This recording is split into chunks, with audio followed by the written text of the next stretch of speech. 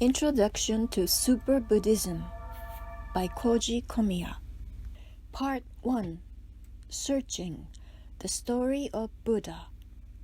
Buddha, whose real name is Siddhartha Gautama, was born about 2,500 years ago as the child of the king of a small fiefdom ruled by the Shakya tribe in the foothills of the Himalayas, in a corner of what is now Nepal. To this day, no one knows the population of the Shakya or what language they spoke. However, some Buddhist scriptures state that the Shakyas belonged to the Kosala kingdom, as one of the two great powers of the time that divided India between themselves at the time, the other being the Magadha states. So it is assumed that the Shakya tribe were a fiefdom of the Kosala state. The descriptions of servants consuming white rice suggests that the country was hard-working and industrious, and prospered through agriculture. In India, there was a class system known as caste, with a monk called Brahmin at the top, and the idea that the monk was the greatest in the world, who conveyed the will of God to this world, rather than the warrior or merchant.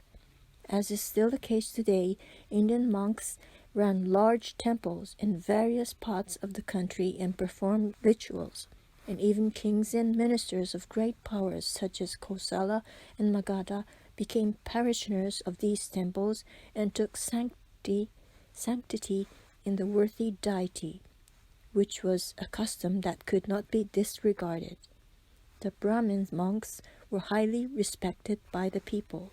In addition, a spiritual culture of enlightenment through yoga and meditation had taken root in India since that time, and apart from these Brahmins, there was a culture of saints who opened chakras, had 200 or 300 disciples, established schools, gathered local followers, and taught them.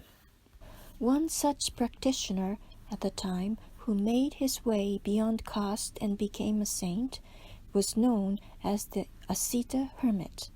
He lived with his disciples halfway up a mountain in the Himalayas, not far from the territory of the Shakyas, and was a great saint with his own ashram. One day, while meditating, Saint Asceta had a revelation. It was a prophecy that a Buddha would be born into the royal family of the Shakya tribe, located in the foothills of the Himalayas, and that he would preach his teachings to gods and man, and to all living beings. Hermit Asceta himself used astrology and knew the signs of Buddha's coming birth, but not the exact location. But thanks to his psychic vision, he was told that night by the gods of the heavens where and when Buddha was to be born. He joyfully descended the mountain to the palace where Buddha's birth was to take place. The king of the Shakya tribe was called Shuddhodana. He was soon to lose his queen. She died shortly after giving birth to the child. The baby who would become Buddha was therefore taken care of by his father and nanny, and was named Siddhartha. When Hermit Asceta made a sudden visit to the royal palace of King Shuddhodana, the king was surprised and joyfully welcomed him into his palace. "I have come here because I have been told by those in the heavens that the child has been born here who will be the king of the world. May I please have a glimpse of the child?" said Hermit Asceta. When the hermit told him what had happened, Shuddhodana was greatly surprised again, and joyfully handed over his child to him. The hermit, who was versed in divination, mantras, and human facial characteristics, took the child in his arms, said, "O great child," chanted a sutra, and offered blessings to the child on behalf of the gods. While the hermit was looking closely at the baby's face, the baby unintentionally kicked him lightly in the face with his tiny foot. Shuttotana was startled and soon saw a single tear streaming down the saint's cheek. Then Saint Asita began to speak. He said, "I am weeping because I am already old, and I feel sorry that I will not be able to listen to the great words that the child will speak when he grows up.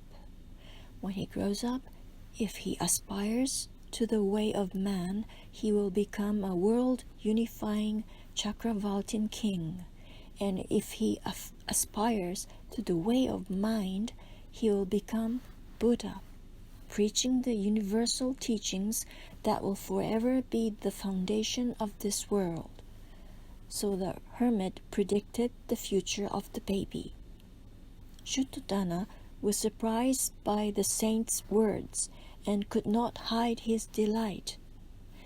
As a king leading a small country that was situated between major powers and could be attacked at any time, there was nothing more reassuring than the prophecy that his son would become a great king who would reign over the world. What was worrying, however, was the prophecy that he would become a hermit and a monk in pursuit of the path of the mind. For the realist Shuttotana, such a prophecy was therefore not a welcome one.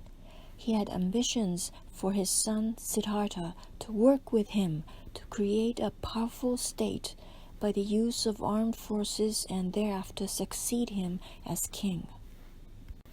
It would be very troubling if his heir to the throne had disregarded imperialism and entered into the otherworldly and incomprehensible world of meditation and enlightenment.